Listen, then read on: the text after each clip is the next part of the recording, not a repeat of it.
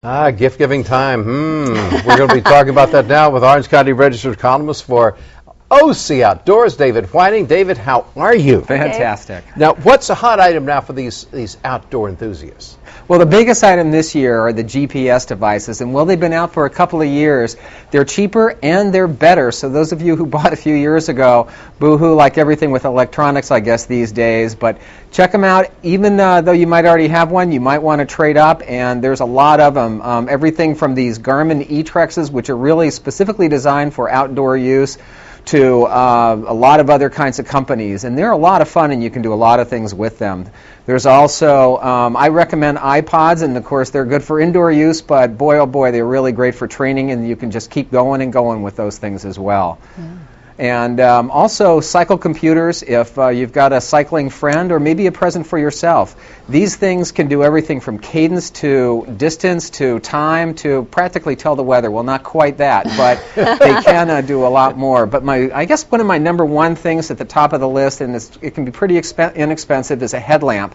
And these things, they're so great these days with the LED lights. They last forever, and you can get one. They're so light, you can just throw it in a pack, forget about it, and have it in an emergency in case those trips in the outdoors run a little long. Mm-hmm. At the same time, if you want a little high-tech, you can also, with this kind of heart rate instrument, band around your chest, and then the watch-like device goes on your wrist. You can monitor your heart rate in real time and really push it up there without going too far. Oh. And also, sometimes you realize it's time to just kick back and take a little break as well. So those are really handy training devices.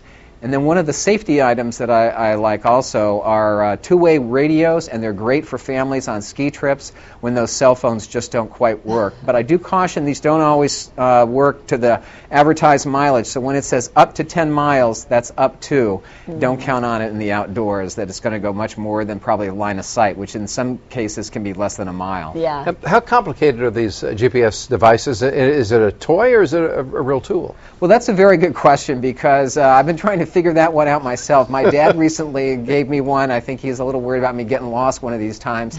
And they're a little bit of both, and I've still got some more investigating to do, but I'll tell you, they are pretty complicated, at least in terms of deciding which one to get. Yeah. I spent about 4 days trying to figure out if he got me the right one, and it turns out, luckily, he did. So yay for that. But go online if you're going to buy something like this. It's not something that's an impulse buy as if you're shopping at Target or Walmart or even REI or any place. Seek some advice. Try to compare the different features, and when you do that, even then it's tough. I would recommend low to mid-range models, particularly for people, first-time users. And keep in mind, these are very different than the ones that go in your car. Right. And I'm always curious about cost. Is it necessarily true that the more expensive the GPS, the better, or is it the more expensive, the more complicated?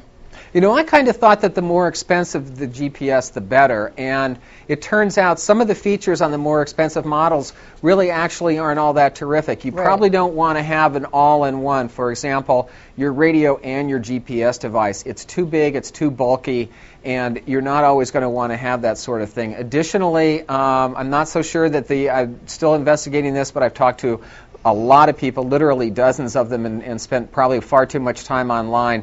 The altitude and barometer on most GPS devices is not really that accurate. It turns out, though, that the GPS altitude that you get with 4 satellites is extremely accurate. And the other one is those digital compasses. They sound terrific, but it turns out, at least right now, I would recommend the magnetic compass, which are more accurate than a digital compass. Good, David. Thank you so very much. Thank you. All right. Thanks a lot, David.